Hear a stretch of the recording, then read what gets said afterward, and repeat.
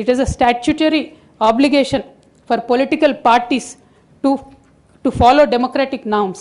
అంటే ఒక వ్యక్తి ఒక పార్టీలో చేరాడంటే ఆ వ్యక్తి యొక్క భావజాలాన్ని కానీ ఆ వ్యక్తి యొక్క భావ ప్రకటన స్వేచ్ఛను కానీ ఆ పొలిటికల్ పార్టీస్ హరించడానికి లేదు అధ్యక్ష. నేను గత 8 సంవత్సరాలుగా ఇండిపెండెంట్గా ఒక వ్యక్తిగా సంస్థను నడుపుతూ చేస్తున్నటువంటి ప్రయత్నాలని అడ్డుకట్ట వేయడానికి మొదటి రోజు నుంచే ప్రయత్నం జరిగింది అధ్యక్ష.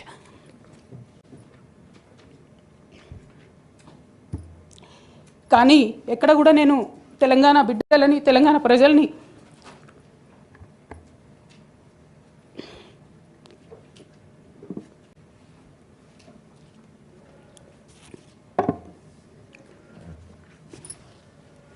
వాళ్ళను డిసప్పాయింట్ చేయదు కాబట్టి నవ్వుతూ పనిచేస్తూ వెళ్ళిపోయిన అధ్యక్ష. ఇప్పుడు నా దగ్గరికి ఎప్పుడు పెద్దవాళ్ళు పైరవికారులు కాంట్రాక్టర్లు ఎవరు రాలేదు అధ్యక్ష.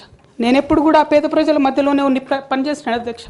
నా దగ్గరికి వచ్చినటువంటి బీడీ కార్మికులు కావచ్చు, బీడీ టేకేదారులు కావచ్చు, అంగన్వాడీ టీచర్లు కావచ్చు, ఆశా వర్కర్లు కావచ్చు, ఐకేపీ ఎంప్లాయీస్ కావచ్చు అధ్యక్ష, అదేవిధంగా జిహెచ్ఎంసీ కార్మికులు కావచ్చు అధ్యక్ష, టీచర్లు కావచ్చు అధ్యక్ష, నిరుద్యోగులు కావచ్చు, ఆడబిడ్డలు కావచ్చు, సింగరేణి ఉద్యోగులు కావచ్చు, కరెంట్ ఎంప్లాయీస్ కావచ్చు, ఎవరు వచ్చినా అధ్యక్ష నేను కాదనకుండా నాకెంత వీలైతే అంత పనిచేసి పెట్టేటటువంటి ప్రయత్నం చేసిన అధ్యక్ష. అయినా సరే అధ్యక్ష పార్టీ మౌత్ పీసులుగా ఉండేటటువంటి పార్టీ పేపర్లు పార్టీ ఛానళ్ళు ఏ ఒక్కరు కూడా ఎన్నడూ కూడా మద్దతు ఇవ్వలేదు అధ్యక్ష. అయినా సరే ధైర్యం వదులుకోకుండా మొక్కువని ప్రయత్నంగా నేను ప్రయత్నం చేస్తూనే వెళ్ళాను అధ్యక్ష. తెలంగాణ రాకముందు బీఆర్ఎస్ ప్రభుత్వం ఏర్పడకముందు ఒక మాట అనుకున్నాం అధ్యక్ష. కేసీఆర్ గారే పదే ఈ మాట చెప్పారు. ఉమ్మడి రాష్ట్రంలో మనకు కాంట్రాక్ట్ వ్యవస్థ వచ్చింది, మరి కాంట్రాక్ట్ ఎంప్లాయీస్తోని అవుట్సోర్సింగ్ ఎంప్లాయీస్తోని దేశానికి నష్టం జరుగుతుంది, రాష్ట్రానికి నష్టం జరుగుతుంది, అందరికన్నా ఎక్కువ తెలంగాణ యువకులకు నష్టం జరుగుతుందని చెప్పారు అధ్యక్ష. ఆనాడు వారు సరదాగా ఒక మాట అనేవాళ్ళు, అందరికీ కాంట్రాక్ట్ పోస్ట్ ఉంది, మరి ముఖ్యమంత్రికి కూడా కాంట్రాక్ట్ పోస్ట్ ఉంటుందా అని చెప్పి ప్రశ్నించేవారు అధ్యక్ష. కానీ తెలంగాణ వచ్చిన తర్వాత 10 ఏళ్లలో కూడా కాంట్రాక్ట్ వ్యవస్థను మనం రద్దు చేసుకోలేకపోయినాం అధ్యక్ష. అది కాకుండా అవుట్సోర్సింగ్ ఎంప్లాయీస్ అవుట్సోర్సింగ్ వ్యవస్థను పెంచి పోసిపోయినాం అధ్యక్ష. బాధతో చాలా ఆవేదనతో నేను ఈ మాటలు చెప్తా ఉన్నా అధ్యక్ష. తెలంగాణ సమాజానికి ఏదైతే ప్రశ్నించడం నేర్పించినటువంటి బీఆర్ఎస్ పార్టీ అధ్యక్ష అంతర్గత వేదికలలో అనేక సందర్భాలలో నేను ప్రశ్నిస్తే అధ్యక్ష నా మీద కక్ష కట్టారు అధ్యక్ష. కేసీఆర్ గారు చుట్టూ ఉన్నటువంటి కొందరు వ్యక్తులు తప్పక చెప్తున్నాను అధ్యక్ష ఈ మాట. ఎందుకంటే భారతదేశ రాజ్యాంగం ప్రకారం రాజకీయ పార్టీలు ఏవైనా కూడా ప్రజలకు ఒక దిక్సూచిగా నిలవాలి అధ్యక్ష, ప్రజలకు ఒక దారిదీపంగా నిలవాలి. పార్టీలోనే అంతర్గత ప్రజాస్వామ్యం లేకపోతే రాష్ట్రంలో ఎట్లా ప్రజాస్వామ్యం ఉంటుందనే విషయాన్ని కూడా మనందరం గమనించాలి కాబట్టి మాట చెప్తా ఉన్నాను అధ్యక్ష. మరి కక్షగట్టి నన్ను ప్రశ్నించినందుకు పార్టీ నుండి బయటకు పంపించారని చెప్పక తప్పదు అధ్యక్ష. మొదటి సంవత్సరం నుంచే రాష్ట్ర స్థాయి నిర్ణయాలలో ఎక్కడ కూడా నా పాత్ర లేకుండా కట్టుబడి చేసినారు అధ్యక్ష. ఇవాళ ఆనాడు బాధపడ్డా ఇవాళ నేను సంతోషపడతా ఉన్నా అధ్యక్ష. ఎందుకంటే అధ్యక్ష ధర్నా చౌక్ రద్దు చేయడం అనేటటువంటిది ప్రజాస్వామిక హక్కుల్ని కాలరాయడంలో మొదటి మెత్త అధ్యక్ష. ఆనాడు ఇంటర్నల్గా ఎంత ప్రొటెస్ట్ చేసినా కూడా రాష్ట్రం వచ్చింది, ఇప్పుడు ధర్నాలు ఎందుకు, దరఖాస్తులు లేవు, ధర్నాలు లేవు, అన్ని పనులు చేసి పెడతామని చెప్పుకుంటూ వెళ్ళడం జరిగింది అధ్యక్ష. అట్లానే రైతులకు జరిగినటువంటి అక్రమ అరెస్టులు అధ్యక్ష ఇవాళ ఒక్కొక్క దగ్గర నుంచి రైతులు మాట్లాడుతూ ఉంటే బాధ తట్టుకోలేకపోతున్నాం అధ్యక్ష. అదేవిధంగా పార్టీలో జరుగుతున్నటువంటి అవినీతి అధ్యక్ష, ప్రభుత్వంలో జరుగుతున్నటువంటి అవినీతిని ఎప్పటికప్పుడు నేను వారి దృష్టికి తీసుకెళ్లడం జరిగింది అధ్యక్ష. అమరజ్యోతి నుంచి మొదలు పెట్టుకుంటే అధ్యక్ష, అంబేద్కర్ విగ్రహం దగ్గర నుంచి మొదలు పెట్టుకుంటే అధ్యక్ష, సెక్రటేరియట్ నుంచి మొదలు పెట్టుకుంటే అధ్యక్ష, కలెక్టరేట్లలో కూడా తీరని అవినీతి జరిగిన మాట ముమ్మాటికి వాస్తవం అధ్యక్ష. దీనికి పెద్ద ఉదాహరణలు సిద్దిపేట సిరిసిల్లలో కట్టినటువంటి కలెక్టరేట్లు 2 వచ్చినటువంటి మొదటి వర్షానికే 2 కూడా మునిగిపోయినాయి అధ్యక్ష. ఆ విజువల్స్ అందరం కూడా మనం చూడడం జరిగింది. ఇక సిద్దిపేటలో సిరిసిల్లలో కట్టిన కలెక్టరేట్లకే దిక్కు లేకపోతే మొత్తం రాష్ట్రంలో కట్టినటువంటి అన్ని బిల్డింగ్లు ఎట్లుంటాయన్న విషయాన్ని కూడా ఒకసారి తెలంగాణ ప్రజలు ఆలోచించుకోవాలి అధ్యక్ష. ఒక పక్క నిజం మాట్లాడే వాళ్ళను, సూటిగా మాట్లాడే వాళ్ళను, ఉన్నట్టు చెప్పే వాళ్ళను రిస్ట్రిక్ట్ చేయడమే కాకుండా అధ్యక్ష ఉద్యమకారుల విషయంలో తీరని నిర్లక్ష్యం గురైంది అధ్యక్ష. అనేక సందర్భాల్లో నేను పార్టీ నాయకులని పెద్ద నాయకులను కూడా అనేక సందర్భాల్లో అడిగిన అధ్యక్ష.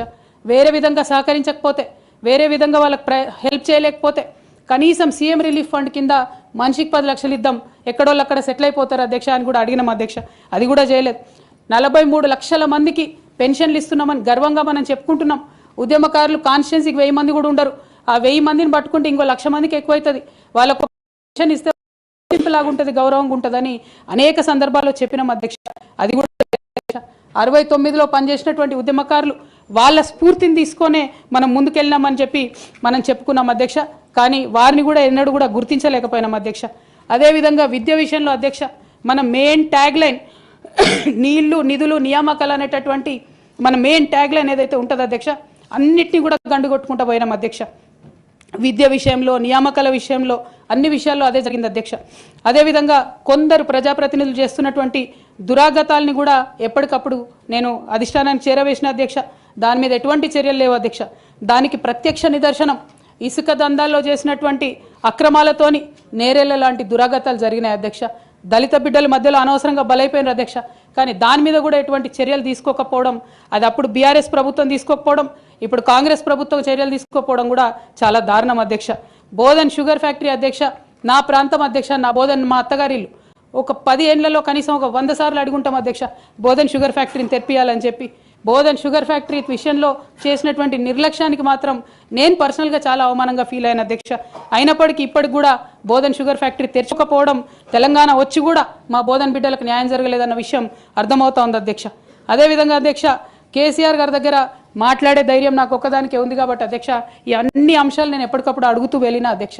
సరే పర్సనల్గా వారు నాకు తండ్రి, పార్టీ అధ్యక్షులు, ఒక 2 విషయాలు చేసినా ఒక 2 విషయాలు చేయకపోయినా నడుస్తుంటుంది పార్టీ అన్నప్పుడు, ఇంత పెద్ద వ్యవస్థ ఉంటే అనుకోవచ్చు అధ్యక్ష. కానీ కింద ఉండేటటువంటి అనేక వ్యక్తులు కంటిన్యూస్గా దురాకతలు చేస్తుంటే కూడా మరి చూసుకోకపోతే కరెక్ట్ కాదు అధ్యక్ష.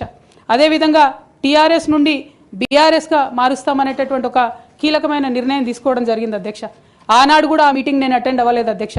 నేను ఒప్పుకోలేదు, ఈ పేరు మార్పుకు ఒప్పుకోలేదు, నేషనల్ పాలిటిక్స్లోకి వెళ్ళడం కూడా నేను ఒప్పుకోలేదు అధ్యక్ష.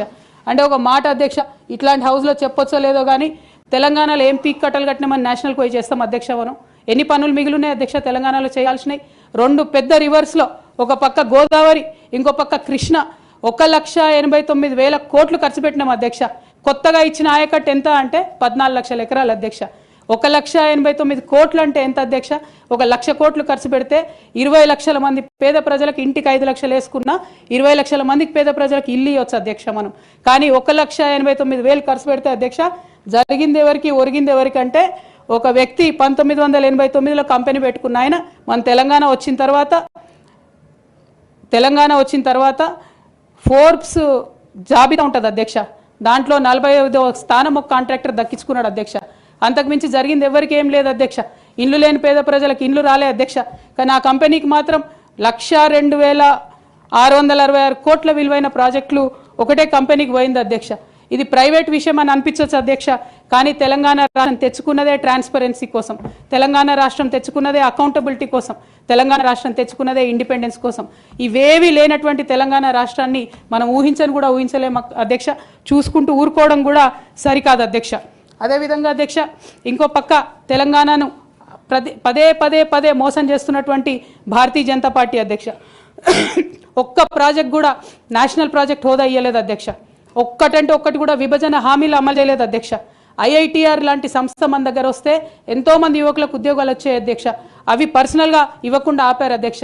అనేక కంపెనీలకు అయితే మీరు మహారాష్ట్ర బోండి, గుజరాత్ బోండి అని చెప్పి భారతీయ జనతా పార్టీ పెద్ద నాయకులు చెప్పి ఇక్కడ యువకులకు అన్యాయం చేశారు అధ్యక్ష. భారతీయ జనతా పార్టీ మీద ఎడతెగని పోరాటం నేను చేశాను అధ్యక్ష. అది పార్లమెంట్లో మాట్లాడడం కావచ్చు, బయట మాట్లాడడం కావచ్చు, అనేక అంశాల మీద కొట్లాడడం కావచ్చు అధ్యక్ష. ఇంత చేస్తే కేసీఆర్ గారి మీద కక్షతో అధ్యక్ష ఆఖరికి నన్ను జైల్లో కూడా పెట్టడం జరిగింది అధ్యక్ష. అయినప్పటికీ ఏనాడు మా పార్టీ నాకు అండగా నిలబడలేదు అధ్యక్ష. 3 సంవత్సరాలు నేను ఒక్కదాన్నే ఈడీతోని, సిబిఐతోని అనేక అంశాల్లో కొట్లాడుకున్న తప్పితే ఎక్కడ కూడా పార్టీ అండగా నిలబడలేదు అధ్యక్ష. ఇది ఎందుకు చెప్తా ఉన్నా అంటే అధ్యక్ష, ఒక పార్టీ అంటే ఒక సంఘం అధ్యక్ష. ఒక సంఘం అంటే ఒకే భావజాలంతో కలిసి పనిచేసే వ్యక్తులు అధ్యక్ష. ఒకడు గాయపడి పడిపోతే వాడిని ఎత్తుకొని పోతారు అధ్యక్ష, భుజాల మీద తీసుకొని పోతారు అధ్యక్ష. లేదు నువ్వు మా భావజాలంతో కరెక్ట్గా లేవంటే తీసి ఆనాడే అవతల పడేయాలి అధ్యక్ష. అట్లా కాకుండా అదే పార్టీలో కొనసాగాలి, కానీ పార్టీ మీకు అండగా నిలబడదు అనేటటువంటిది కరెక్ట్ కాదు అధ్యక్ష. ఇది డెమోక్రటిక్ సిస్టంలో కాన్స్టిట్యూషన్ స్పిరిట్ని తీసుకొని పనిచేసేటటువంటి పొలిటికల్ పార్టీస్ బిహేవ్ చేయాల్సినటువంటి పద్ధతి కాదు అధ్యక్ష. ఇవన్నీ ఇట్లా జరుగుతూ వస్తున్నటువంటి క్రమంలో బీఆర్ఎస్ పార్టీ అధికారం కోల్పోయింది అధ్యక్ష. అధికారం కోల్పోయిన తర్వాత కాంగ్రెస్ పార్టీ వచ్చి ఒక ఎంక్వైరీ చేసింది అధ్యక్ష, ఘోష్ కమిటీ అని. బీఆర్ఎస్ పార్టీలో ఉన్నటువంటి ఏ పెద్ద నాయకుడు కూడా మాట్లాడాడు అధ్యక్ష. కేసీఆర్ గారు అంటే ఎవరు మాట్లాడారు? అదే కేటీఆర్ గారినో హరీష్ రావు గారినో అంటే అందరు లేచి నిల్చొని మాట్లాడతారు అధ్యక్ష.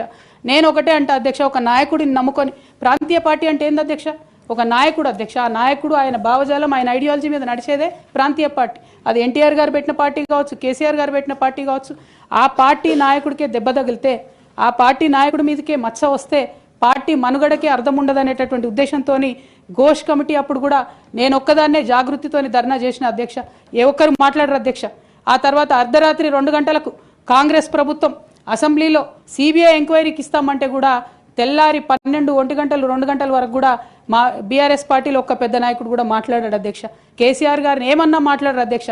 మరి అట్లాంటి పార్టీ ఎందుకు ఉండాలి, ఉంటే ఏంది పోతే ఏందని నేను ప్రెస్ మీట్ పెట్టి బలంగా మాట్లాడిన అధ్యక్ష. నేను మాట్లాడలేదని నేను అంటలేను అధ్యక్ష. డెఫినెట్గా అవినీతి పరుల పేరు చెప్పిన, నేను హరీష్ రావు గారి పేరు చెప్పిన, వారి టీంలో ఉన్న అందరి సభ్యుల పేరు చెప్పిన అధ్యక్ష. ఇప్పుడు కూడా చెప్తాను అధ్యక్ష. కానీ అధ్యక్ష చెప్పిన తర్వాత తెల్లారి 2 గంటల లోపల నన్ను సస్పెండ్ చేసిండ్రు అధ్యక్ష. నేను ఒకటే కోరుతా ఉన్నా అధ్యక్ష. ఇందాక నేనైతే representation of peoples act quote చేసినాను అధ్యక్ష. అందులో సెక్షన్ 19.1C అని కూడా ఉంటుంది అధ్యక్ష. ఇది రైట్ టు అసోసియేషన్లో అధ్యక్ష ఆర్టికల్ 19.1C అంటే ఒక అసోసియేషన్లో మనం మెంబర్ అయినంత మాత్రాన ఖచ్చితంగా ఆ party membership does not place an individual outside the constitution అధ్యక్ష.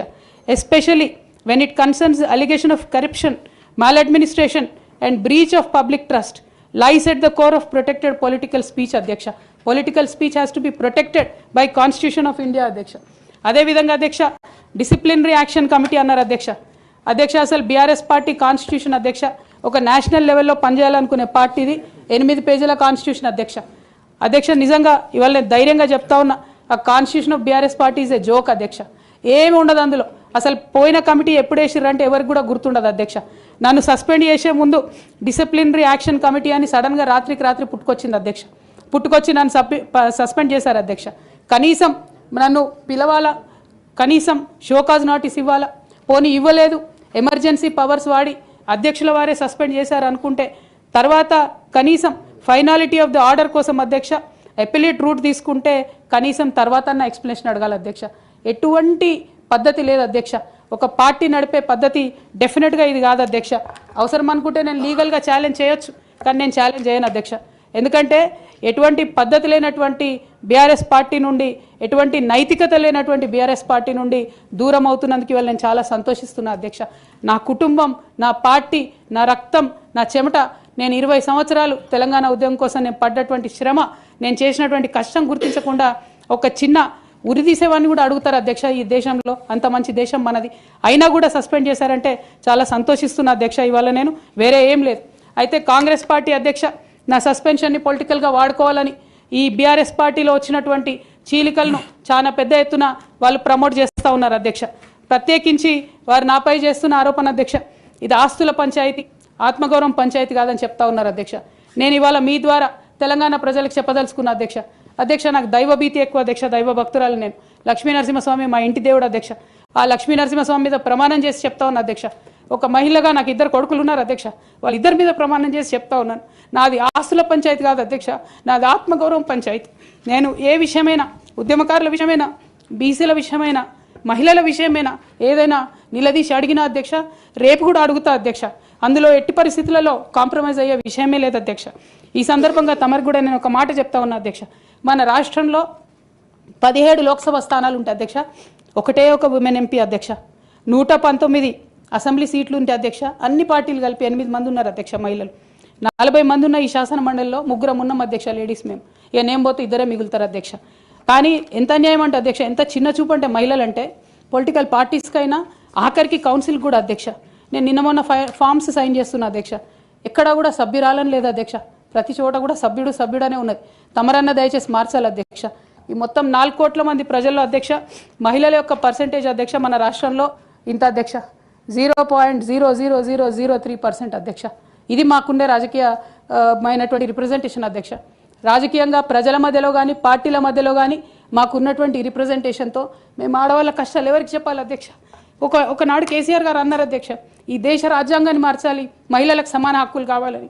నేను అడుగుతా ఉన్నా అధ్యక్ష, పార్టీలు రాజ్యాంగాలు మార్చుకోవాలి అధ్యక్ష. ఇవ్వండి మహిళలకు సీటు. మీరు ఎంకరేజ్ చేయకపోతే ఎవరు ఇస్తారు అధ్యక్ష? ఎందుకోసం ఇస్తారు?